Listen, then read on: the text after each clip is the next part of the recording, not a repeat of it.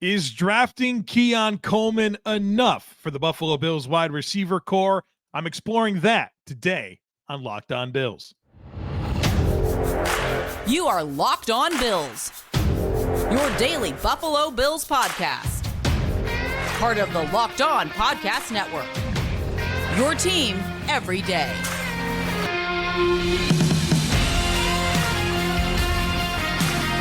What's up, Bills Mafia? It's Joe Marino, author of Go Bills and Buffalo's Run, also the co-host of the Locked On NFL Scouting Podcast, and I'm your host of Locked On Bills. Want to thank you for making Locked On Bills your first listen every day, and a big welcome and shout out to our everydayers. You know who you are. Those of you who never miss a single episode, I appreciate y'all being here very, very much. I'd also like to invite you to subscribe or follow for free on YouTube or wherever you listen to podcasts. We're part of the Locked On Podcast Network, your team every day. Today's episode is brought to you by Monopoly Go. I admit it, I have a competitive side, and it is a big fan of Monopoly Go, the mobile hit twist on classic Monopoly. So join your friends and download Monopoly Go, now free on the App Store or Google Play.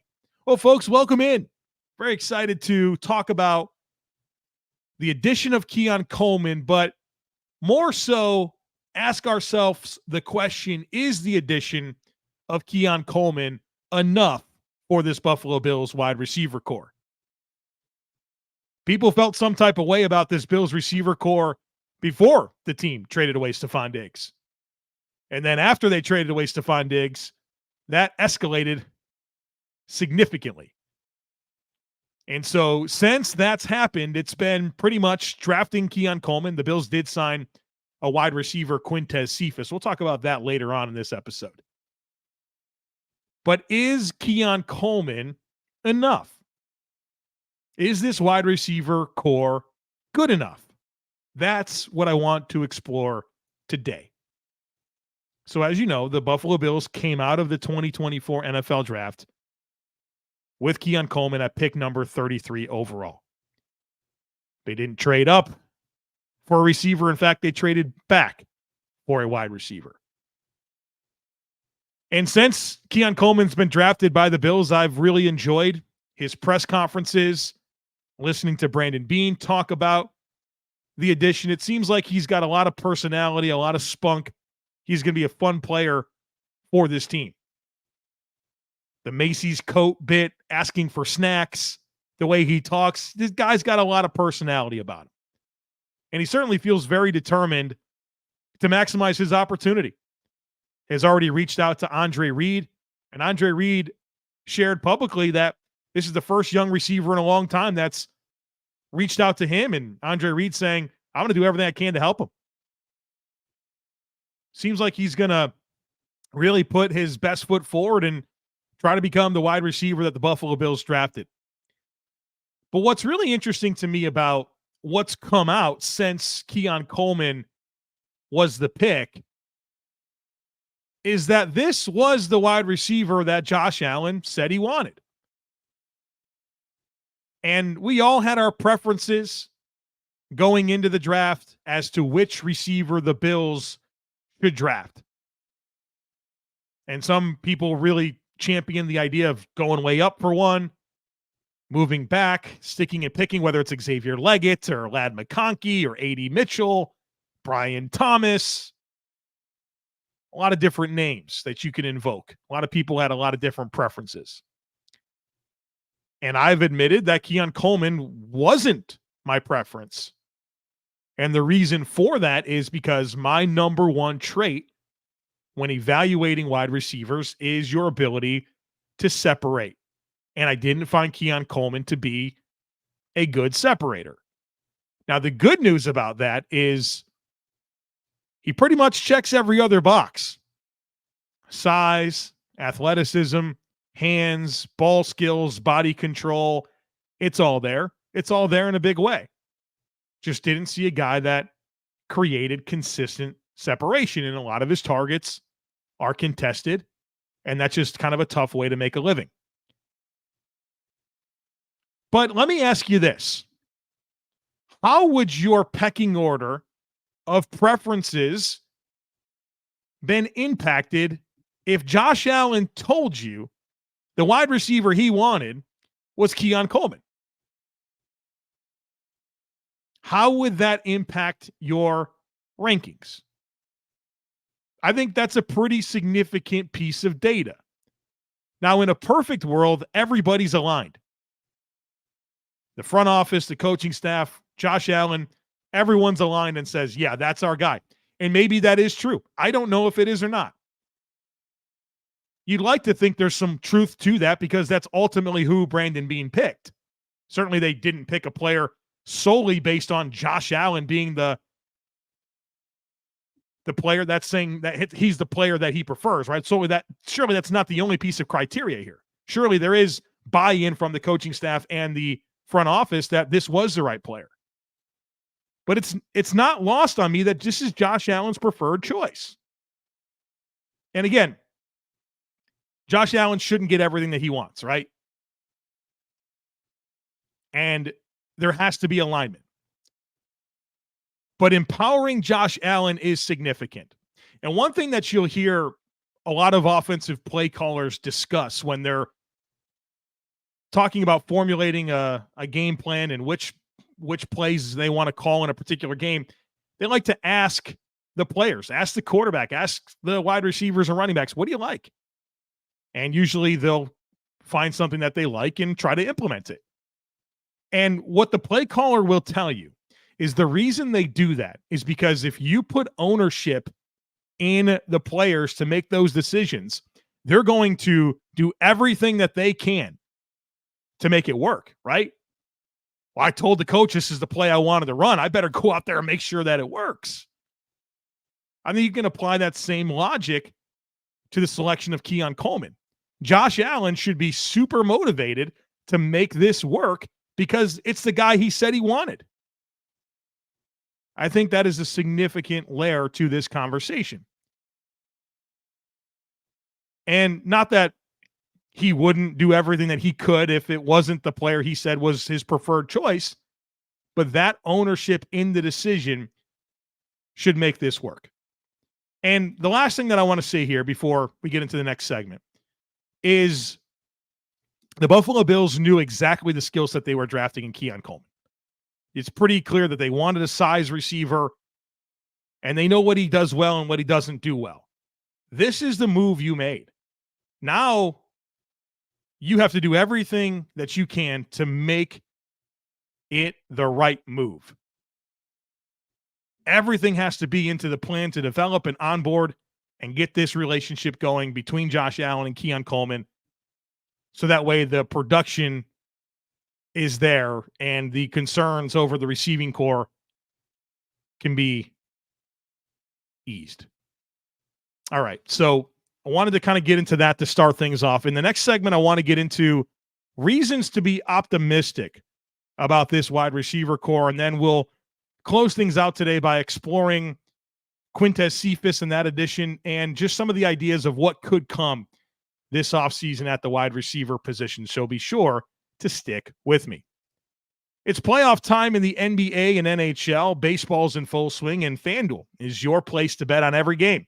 Right now, new customers can get $150 in bonus bets guaranteed.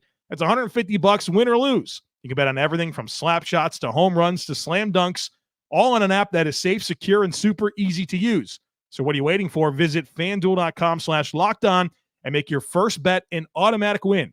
FanDuel, America's #1 sportsbook. Folks, you shouldn't have to worry when you're looking to buy tickets to your next big event. Well, you don't have to because Game Time is here for you. And it's the fast and easy way to buy tickets for all the sports, music, comedy, and theater events near you. I love that they specialize in last-minute ticket deals because, look, I don't know if I'm going to be available in July or August or September on a particular day when there's an event that I want to go to.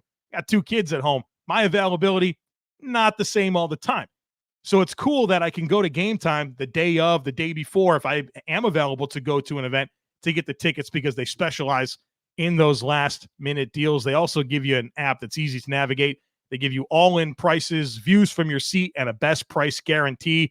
Game Time takes the guesswork out of buying tickets. So snag the tickets without the stress with Game Time. Download the Game Time app, create an account, and use code LOCKEDONNFL for $20 off your first purchase. Terms apply. Again, create an account and redeem code LOCKEDONNFL. That's LOCKEDON NFL for $20 off.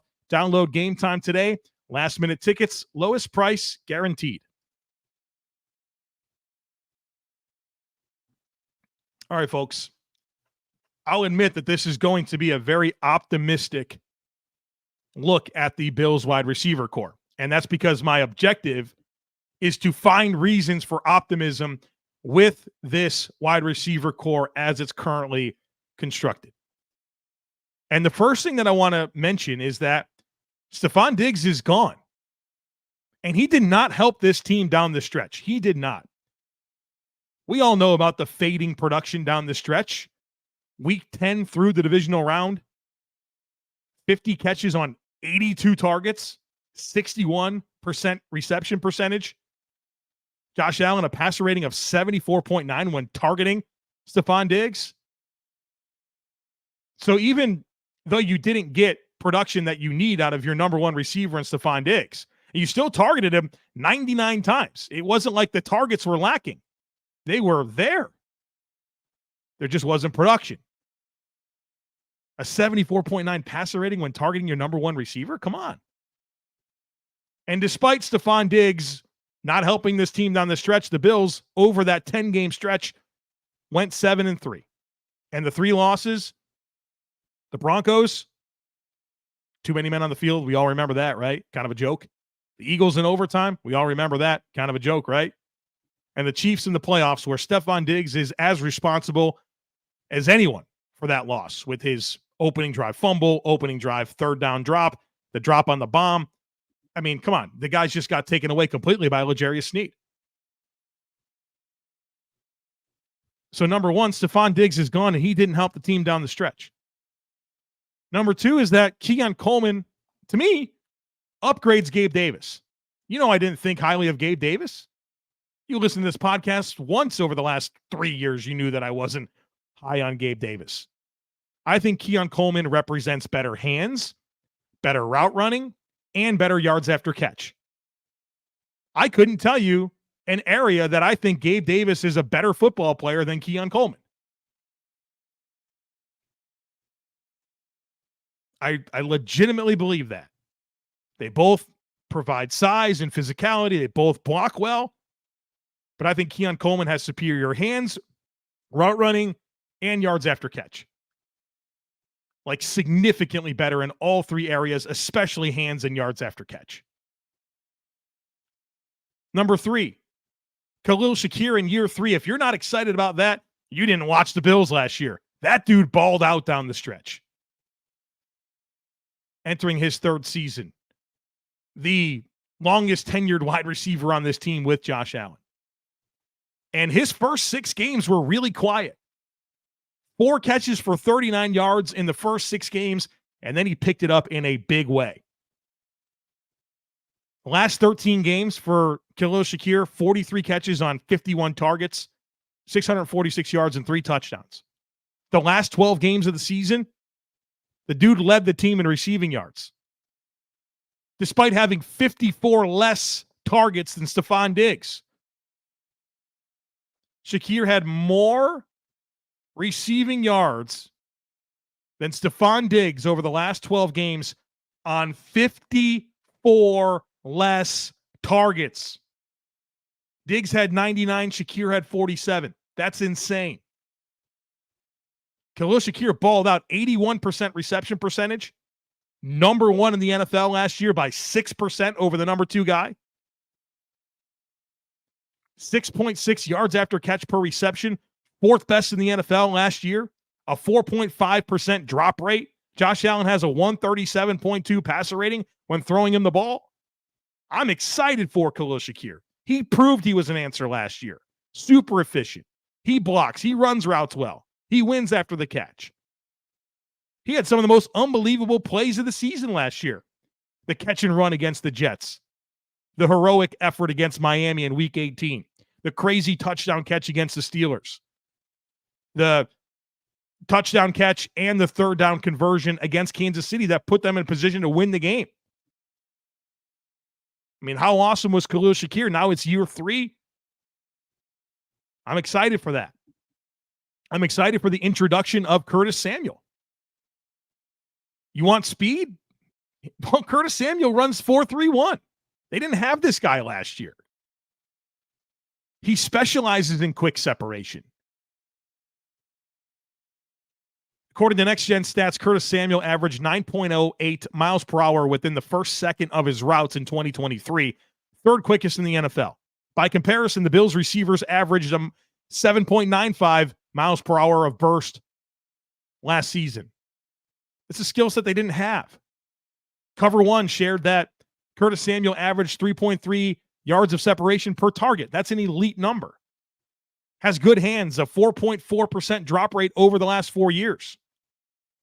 And no, he hasn't provided a vertical threat to this point with consistency in the NFL. But when he's had that opportunity, he's been really good over the last 4 years on targets 20 yards or more down the field. Curtis Samuel has hauled in 20 of 29. That's 69%, which is an elite number. And I don't think that the lack of vertical production for Curtis Samuel is because of Curtis Samuel. He's had no stability whatsoever. 5 offensive coordinators in 7 seasons. Meanwhile, his quarterbacks are late-stage Cam Newton, Kyle Allen, Teddy Bridgewater, Taylor Heineke, Carson Wentz after his regression, and Sam Howell. Yeah, no kidding he's not been a very productive player down the field. It's a wonder he's caught 20 of 29 with that cast of characters. So yeah, don't forget about the addition of Curtis Samuel to this wide receiver core. And look, Mack Hollins is no slug as a wide receiver 4 or 5. Yeah, it wasn't great when he was the 3, but guess what? It's not the case anymore. He's the 4 or the 5. Obviously, the special teams is going to be great, but another sure-handed guy, 3.4% drop rate over the last 2 years, knows how to beat zone coverage, can win down the field, bigger-bodied guy that has good change of direction ability, very physical run blocker. You can see the role that makes a lot of sense for him as the Trent Sherfield player. He's an upgrade to Trent Sherfield. So Diggs is gone and he didn't help you. I think Keon Coleman's a better player than Gabe Davis. Mack Hollins absolutely upgrades Trent Sherfield. Curtis Samuel is a completely new skill set that you're introducing. Surely a better option than Deontay Hardy. Oh, by the way, Khalil Shakir is a developing young player that balled out last year. You're looking for optimism. There it is. But also this, we cannot forget Dalton Kincaid in this equation of passing game options. Not to mention Dawson Knox and James Cook. Dalton Kincaid's going to get the most targets this year, in my opinion. Probably 120 or so, maybe more. That dude's a baller. And Dawson Knox, obviously an established player within this team, right? A lot of touchdown production. I don't think you want him to, he's not going to outproduce Dalton Kincaid or even come close to it, but 50, 60 targets makes a lot of sense to me. And James Cook, I know that everyone's marred by the drops at the end of last season, but he's a really good receiving back. You've got weapons here, folks. This is not a team devoid of weapons. It's just got to come together. That's the biggest thing for me, is it coming together. Because you do have a lot of new, right? Your Gabe Davis, Stefon Diggs are gone, but you're onboarding Curtis Samuel, or you're onboarding a rookie in Keon Coleman. Mack Hollins is new to this team. Now, there's a lot of newness here, but it's also nice to have some stability with Dalton Kincaid, with Khalil Shakir, with Dawson Knox, with James Cook. I'm excited to see what Joe Brady can cook up with this. Would you like for there to be a little more? Sure, of course. We'll talk about that here in just a moment. But if you're looking for optimism for this wide receiver core, I hope that this segment was absolutely able to provide that to you. All right, on the other side of it, we're going to talk about the addition of Quintez Cephus and maybe a little bit on what is to come. So be sure to stick with me. All right, game off. We got to pause here to talk more about Monopoly Go. I know what you're saying, flag on the play. You've already talked about that, but there's just so much good stuff in this game. At Monopoly Go, you can team up with friends for timed tournaments where you work together to build up each other's boards, and the more you win together, the more awesome prizes you unlock. And there's so much to get. You get unique stickers you could trade with friends to complete albums for bigger prizes. You have cool new places or cool new playing pieces to travel the boards with, hilarious emojis for taunting friends when you smash their buildings or heist their vaults. Plus, Monopoly Go feels new and exciting every day with constantly changing tournaments and challenges. A ton include their own unique mini games like digging for treasure or a robot pachinko machine. And there's always new timed events that you win big, like massive multipliers for everything you win or rent frenzies. There's also something fun. There's always something fun and new to discover in Monopoly Go. So get off the bench and go download it now for free on Google Play or on the App Store.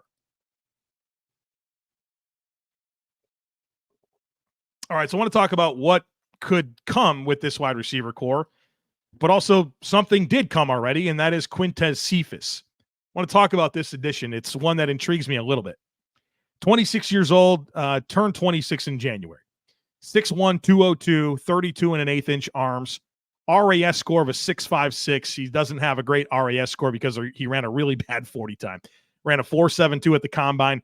Ran 4.62 at his pro day. No, he doesn't have amazing speed. All right. He was a 5th-round pick of the Lions. And I think a lot of that had to do with some off-the-field stuff. Had a sexual assault allegation, was actually expelled from school. As it turns out, he was not guilty. And then, throughout that entire process, his high school coaches, his college coaches were very open with praising his character and was a really good player at Wisconsin. He led the team his final season in receiving. When Wisconsin, not really known for throwing the ball, he had 901 yards, 7 touchdowns on 59 catches. And then 2 years before that, of course, he missed a year due to the being expelled from school. 2 years before that, he was on pace for a monster year, over 500 yards and 7 touchdowns in 8 games, right? He was really on pace. Again, Wisconsin, not really known for throwing the football. Has had some flashy moments already in the NFL. In 2020, his rookie season with the Lions, 20 catches for 349 yards and 2 touchdowns. 2021, 15 catches, 204 yards and 2 touchdowns. Then he basically missed all of 2022. He was an injured reserve, and then he missed all of 2023. He was suspended by the NFL for violating the league's gambling policy, and then the Lions released him after that. He was reinstated on April 18th, and now he has been signed by the Buffalo Bills. Quintez Cephus is a player that I've always enjoyed watching, especially at Wisconsin, where I thought, just has so many alpha tendencies and qualities about the way that he plays the game. I think he's a good route runner, has unbelievable hands, body control, super physical, kind of stuff that you would think of from a prototypical X receiver. Really good hands and body control. I mean, just a competitive toughness that is tangible when you watch him play. He's got that dog in him, right? You watch him play, it's not hard to pick up on that. So I'm not going to sit here and promise you that Quintez Cephus is going to be an amazing player or even make the Bills roster. I can tell you that watch him play and you'll like the way he plays. He's a good football player. We'll see what happens. Obviously, he has really done nothing over the last 2 years. There's been some injuries along the way. There's plenty of concerns, right? But I think as a depth addition, you look at this wide receiver core, and to me, Keon Coleman, Khalil Shakir, Curtis Samuel, Mack Hollins, that's your top 4. And then you will roster 5 or 6. And right now you have Quintez Cephus, Justin Shorter, KJ Hamler, Andy Isabella, and Tyrell Shavers really kind of competing for that spot. And there's a lot of variety of skill sets there. You have some smaller, speedy guys in Isabella and Hamler. Those guys are very explosive. And you have some bigger physical players in Cephus and Shorter and Shavers to kind of sort through. So I think those are reasonable options for your wide receiver 5 and 6 after those top 4. But I understand that there's still people that don't feel like this is good enough. You want more in the form of wide receivers. So let's talk about the path for that to happen. Right now, the Bills have $2.8 million in cap space. It was funny. Brandon Beane was asked about trading for Deebo Samuel. And he said, can I get Deebo Samuel for $3 million bucks? Right? That's what we have to be mindful of right now. There's just not much in the way of cap space for him. Now, the Bills will get $10.3 million in June from Trey White, right? That's when that money hits the book. So they'll get 10.3 there. And then they could restructure, right? So if you're looking for other levers that Brandon Beane can pull, he can restructure Ed Oliver. He can restructure Matt Milano. That's going to get you a combined $5.3 million. So $2.8 million now available, 10.3 from Trey, 5.3 from the restructures of Oliver and Milano, that gets you to $18.4 million. You need $2 million for your draft class. You need $6 million for like in-season functioning.